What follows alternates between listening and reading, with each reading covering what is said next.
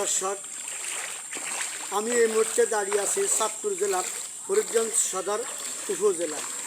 আমি মোহাম্মদ জাকির হোসেন, মানবাধিকার টিভি MTVর পক্ষ থেকে দেশবাসী এবং প্রবাসী ভাইদেরকে জানাচ্ছি শুভেচ্ছা ও অভিনন্দন। গত কিছুদিন আগ থেকেই চাঁদপুর জেলায় জলবদ্ধতা, বন্যা, পানিবন্দী অবস্থায় মানুষ মানবতার সহিত জীবনযাপন করিতেছেন। আবার ফরিদগঞ্জ সদর উপজেলার ফরিদগঞ্জ সরকারি ডিগ্রি কলেজে যে আশ্রয়কেন্দ্র খোলা হয়েছে, এখানে যে মানুষ আশ্রয় নিয়েছেন, আমরা তাদের কাছ থেকে তাদের বক্তব্য শুনব। তারা এখানে কিভাবে মানবতার সহিত জীবনযাপন করতেছেন। আপনারা আমাদের মানবাধিকার টিভি মানবতা কথা বলে আমাদের সাথেই থাকুন।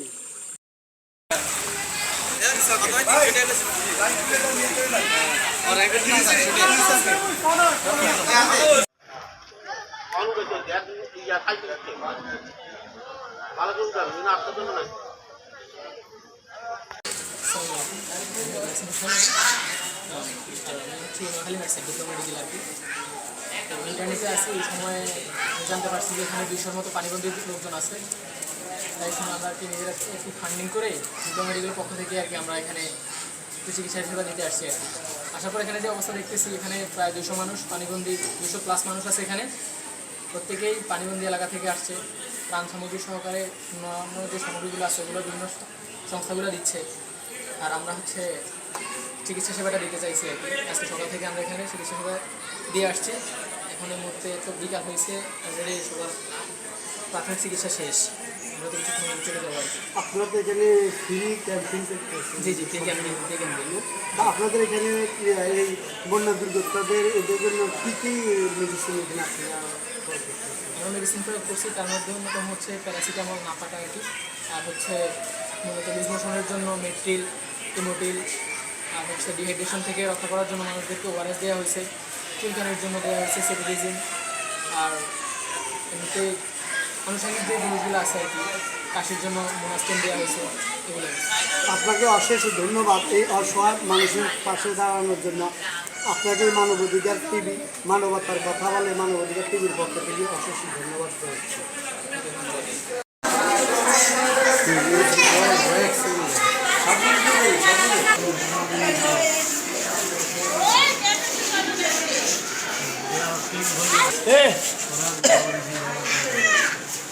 এদিকে ছবিগুলো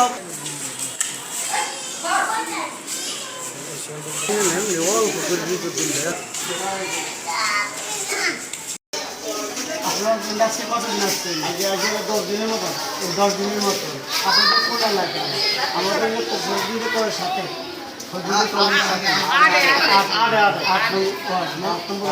আপনাদের এখানে কি পানি আমাদের এখানে পানি প্রচুর পানি ছিল, কাম হচ্ছে। সেই জন্য মানুষের আপনি যে যারা আছে পানি দিতে কোনো শাক খাতে কোনো সমস্যার থেকে হাত মানিয়ে তারা বেঁচে আছে। আপনাদের খাওয়া বা কোনো সাহায্য সহায়তা বা এরকম কোনো খাদ্য না আমাদের নিজের থেকে বেশি আজন মানুষের কষ্টে তো আসলে অনেক কষ্টে আছে মানুষের থেকে। আপনারা এই সরকারিভাবে সহযোগিতা পেয়েছেন, সরকারিভাবে 10 কেজি 300। এরপরে মনে শুকনো খাওয়ার পর তো অনেক আছে কথা বলতেন না। এছাড়া বিভিন্ন রাজনৈতিক সামাজিক সংগঠনে সামাজিক সংগঠন না তাদের কাছ থেকে আপনার কোনো সার্ভিস না আপনারা এগুলো পান না। আপনারা এখানে এখন কীভাবে খাচ্ছেন? আসি মোটামুটি এখন না খাইও আছে কোনো লোক, খাইও আছে কোনো লোক। এখন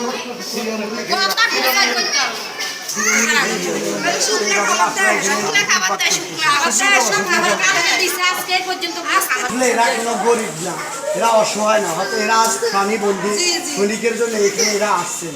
এসে আজকে পানির কারণে তারা আজকে তাদের বাড়ি ঘরে ফিরে করতে পারছেন না। এই জন্য তারা এখানে আশ্রয় নিয়েছেন। যারা সমাজে বিত্তবান, ধনবান, প্রভাবশালী বা রাজনীতিবিদ আছেন, তাদের একটাই উদাত্ত আহ্বান যে আমাদের এই খনিকে এই বিপদের সময় যেন সবাই আমাদেরকে সাহায্যের জন্য এগিয়ে আসে। এটাই আমাদের দেশবাসী এবং